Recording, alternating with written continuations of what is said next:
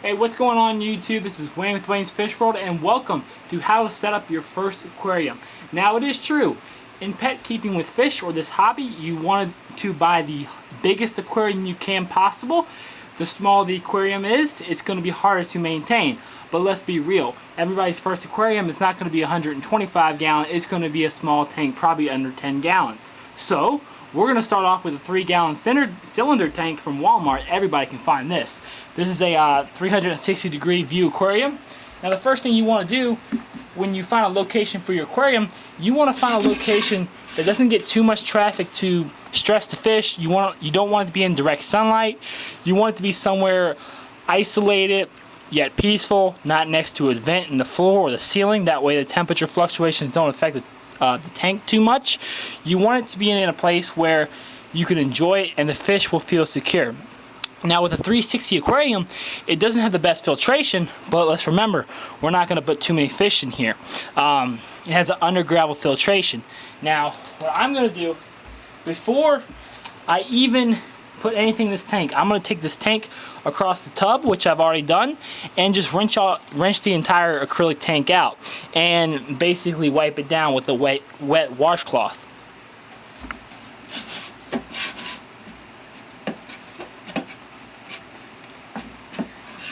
And once we get that done, we can position the tank into place, install the under gravel filter. Basically what this is going to do is pull all the water down by having oxygen push up. It's going to pull the water down, and your gravel or your sand is going to be your beneficial bacteria bed, and it's going to make water flow through all of that. Then we're going to add a cylinder column. This basically guides the air up straight and not everywhere else. That way you get a better flow into your tank.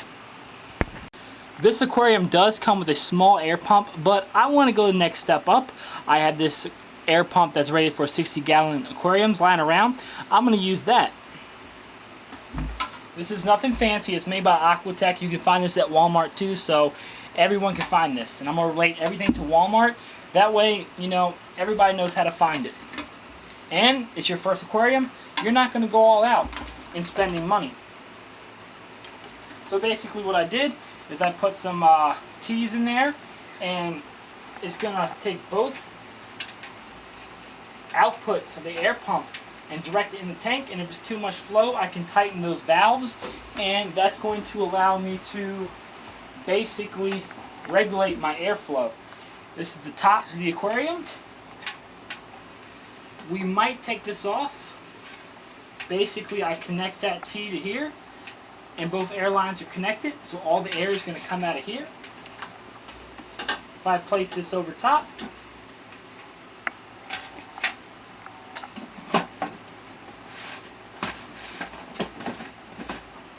the tank is now ready for air filtration, and we're probably going to take this lid off too. Alrighty guys, the next thing we're going to do is add our substrate. You can really add anything to your aquarium. You just want to make sure your substrate doesn't affect the water's pH. Now, how do you find that out? Basically, you're going to have to ask the guy at the fish store or go online, ask a lot of people, do some research. You should always do research before you jump into this pet keeping or hobby. Now, I'm going to use the substrate I actually had in this tank before. Some of you might know that I have one little African cichlid, and basically I'm redoing his tank. And I'm going to use the same substrate. It's already seeded with his beneficial bacteria to house him, so it's like an instant cycle. It's not going to hurt him. But remember guys, if you want to learn how to cycle an aquarium, check this video out right here. You always want to cycle your aquarium before you put your fish in there. Long story short, fish produce ammonia, and you have to let it naturally break down the ammonia because, well, imagine drinking Windex. It's going to kill you. So fish in water with Windex or ammonia, it's going to kill the fish too. Not all the time, but 90% of the time, guys.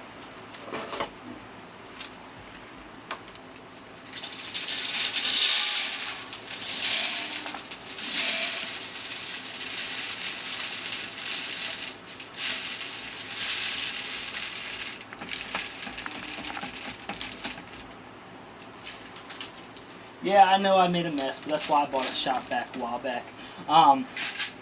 It's okay to make a mess. Just make sure if you have a wife or a girlfriend or a mom, make sure they're nowhere near when you're doing this stuff, because who says this? LA Fish Guy? Or somebody says it on the internet. The wife factor, or the girlfriend factor, or the mom factor. Maybe it was Dustin. I'm not sure. I can't remember. But you always want to make sure that other person in your life is happy with your aquariums. Because if they're happy with it, they're probably going to let you get away with more and have more aquariums. So, shh, don't tell them I said that. But, yeah, it's the truth. The more appealing it is to them and the less of a mess you make, the happier you make them, the more you're going to get away with your aquariums, the bigger aquariums you can get, or whatever. I don't know the woman you got, but that's the gist of it. So, after I add my gravel, we are ready to add water. Now, in this case, I'm not going to add my water yet, because I'm going to add some live plants to this tank. So I'm going to come back at you guys, and I'm going to show you how to plant live plants. And I'm going to actually trim these from my own tank. Alrighty guys, everybody said they want to see an update of the 125 gallon. Here it is. It's a mess. This is what happens when you work too much and don't have time for your tanks. It's overgrown. Don't worry, everything's still healthy in there. All the fish are doing good. Angelfish are growing huge. But I just have to get in here tonight. It's my day off, my last day off, 2 days in a row. Thank the Lord. You people who are working know what I'm talking about. But the plants are just going crazy. So I think it's time to trim the plants. And if you guys seen the video where I talked about refugiums, that was probably 2-3 days ago when I showed a clip of the Cowagumnum coming out of the water, and look how much more it's grown. So I'm definitely going to trim this up and some other plants to trim up in the tank. Now, when you're trimming the plants, there's no wrong way to go about it. You just want to find a place where it's healthy. Get in there, take a little snip off, boom, you've got a plant. Now when I plant this, I'm going to take some leaves off it and put it down in the soil a little better. That way when I take the leaves off it, it's going to help promote growth to the plant. So I'm just going to take some big ones off right now if I can get in here. I'm probably going to do this by hand, to tell you the truth, because it's just so messy in here. I mean, plants are just everywhere. They're intertwined. Wow, this is just one stem right here. Holy crap. Alright. Probably going to take one more in the back. This one right here to do good. And see, the only thing I'm worried about with these plants are immersed, meaning above water, submerged below water. They might get shocked a little. I'm going to add a little bit of duckweed in my tank too, just for some surface plants. I'm going to get in here and trim up some Lewigias and whatnot. And I'll come back at you guys in a minute. Alrighty guys, you can see I've got some live plants going into my 3-gallon cylinder tank. This is probably nowhere near the plants I'm going to have in this tank, or in the right order, or the right species. I'm going to rearrange it. This is what just first came to my head. I just started grabbing stuff, to tell you the truth. But I'm going to plant these in the tank and show you how we do that. Now you want to put your tall plants in the back. I'm going to separate them on the nightstand. I know you guys really can't see it. I'll tell you what they are in a minute. This is just regular wisteria. This is Blinks japonica. Some more Blinks japonica. Some just wisteria, Rotala nanjinsan, and this is the Cowagumnum. And I'm going to plant this first. So I'm going to lay this right on my bed really quick.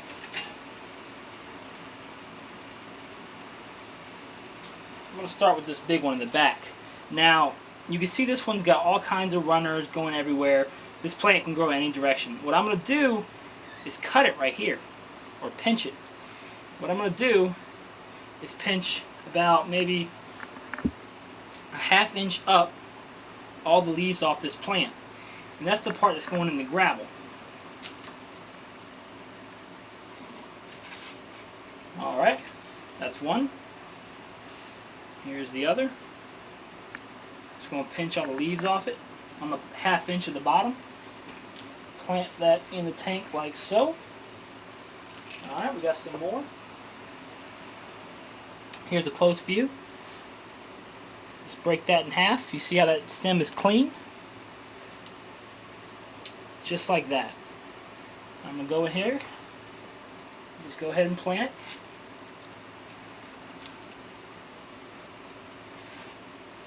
Now you're probably saying to yourself, why are you putting live plants in with the Mbuna? To be honest, I don't know. We'll see how this works out.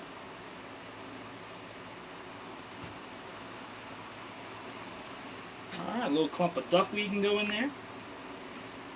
Just going to shove that in there. Then just take the few leaves off that bottom. Put this from the far side.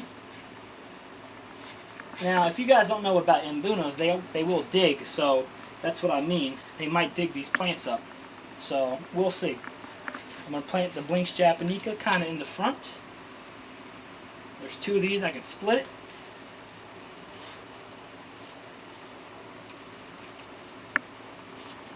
Alright, now my fish does have a rock. I gave him at least 1 rock, because, you know, I just had to.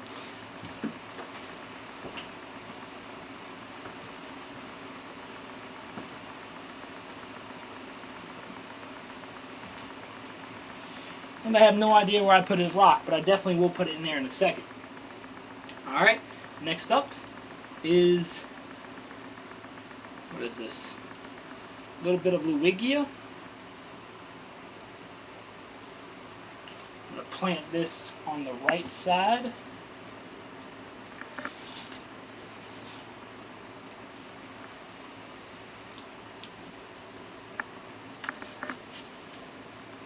Alright. Next up is a clump of wisteria. What I'm going to do with this is just find the root system to it. Oh, here's Nanjin sand. I almost forgot about that. I'm going to take wisteria, clump it all together, put it right here in the front, and I'm going to train this. I'm going to trim it up as it gets bigger. That way it gets bushier and it stays low to the ground. Alright. And here's the Nanjin sand.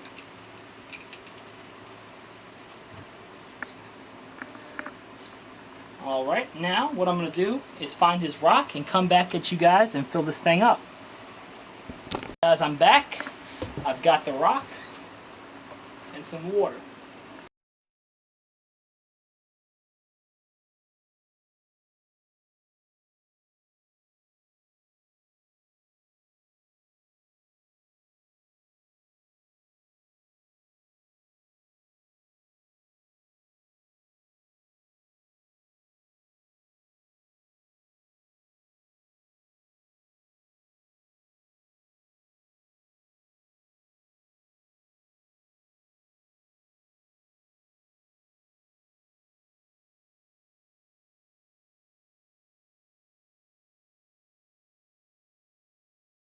The bubbling effect has definitely given the tank a shimmer.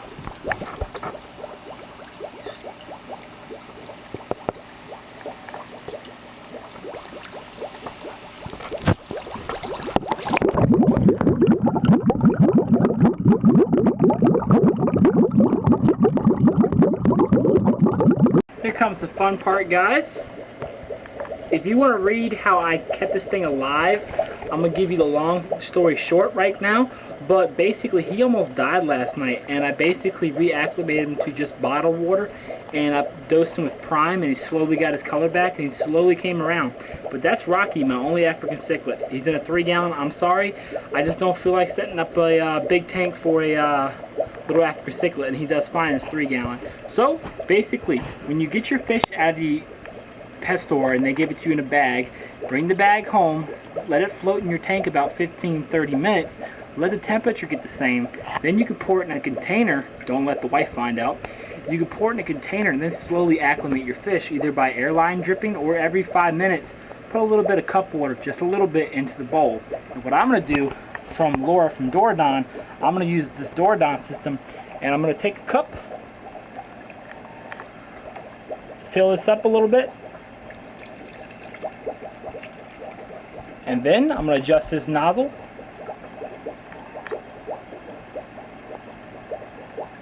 And that's going to open the floodgates. And I can regulate this to how fast I want it to come out. And since I like Rocky, he's been through a lot the last 24 hours, I'm going to leave it like that. So this thing can slowly drip acclimate him in here. I'm going to do one more thing just to make sure there's no nitrates and phosphates, any nitrates or ammonia or nitrite in the gravel that I just put back into his tank. I'm going to take the Seachem Prime, which removes chlorine, chloramines, ammonia, nitrites, and nitrates. I'm just going to take it and dose a little bit in there. a little bit in this container too. And basically that's just going to remove any toxins in the water, not including phosphate, but the plants will take care of that.